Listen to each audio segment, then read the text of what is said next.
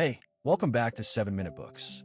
I'm Sam, and today we're diving into Chris Anderson's book, Infectious Generosity.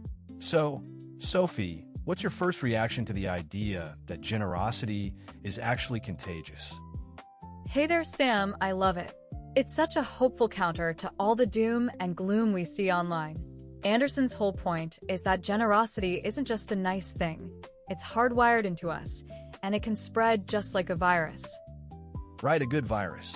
He talks about the helper's high we get when we give. There's actual science behind it, with dopamine and oxytocin making us feel great when we help others. Exactly.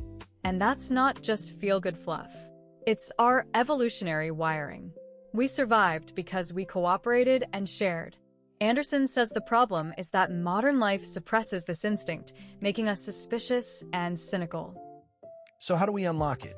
I mean, if it's so natural, why aren't we all just constantly giving? Well, he points to the bystander effect. When we're in a crowd, we assume someone else will help. And then there's the cynicism barrier. We see a big company donate and immediately think it's just for tax breaks or PR. Yeah, that cynicism is a real buzzkill. It short-circuits that feeling of elevation, that warmth you get when you see someone do something kind. And there's the scale problem. We think, how can my little act make a difference against poverty or climate change? So we do nothing. So what's the fix? How do we make generosity infectious, as he puts it? He says we need to make it visible. Generosity has to be seen to spread, not in a braggy way, but by sharing the story of the giving to inspire others. And he give a lot of practical ideas, like micro-generosity, starting with a smile or a compliment. These small acts can be seeds that grow into something bigger. Right, and he says to give what you have. It's not just about money. You can give your time, your skills, your network. That's what democratizes generosity. I love that. So a graphic designer can offer to make a logo for a local nonprofit. That's more personal than just writing a check. Absolutely. Anderson also talks about the Ice Bucket Challenge as an example of infectious generosity. It was fun, visible, and created a social norm. People participated because they were nominated by friends. Okay, but what about corporations? He has some strong opinions there, right? He's critical of the traditional corporate social responsibility model. He calls for generosity as a business model, meaning embed generosity into the core of what you do. Pay living wages, give employees time to volunteer, design products that actually help people. And he argues that's not just good for the world, it's good for business. Look at Patagonia. Exactly. They built their brand on environmental activism, and it works. People trust them and want to buy from them. Another thing I found interesting was the part about being a good receiver.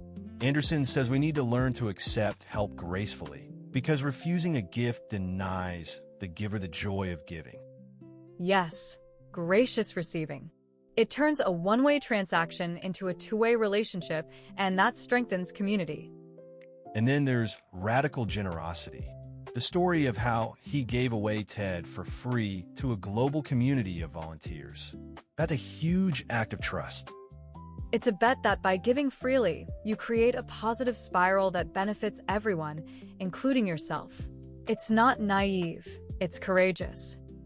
But he also warns about burnout, right? Toxic generosity, where you give to control, or you give until you're exhausted and resentful. Right, the solution is sustainable generosity. You have to set boundaries and take care of yourself. You can't pour from an empty cup. That makes sense. So what's the big takeaway for you? For me, it's that we have the power to create a positive feedback loop. Instead of fighting the darkness, we can amplify the light. We can become agents of infection for kindness. I love that. And honestly, the book leaves you feeling like it's actually possible, not just some utopian dream. Exactly. And if you want to explore more books like this, the 7 Minute Books app has over 6,000 fiction and nonfiction titles you can read or listen to in any language.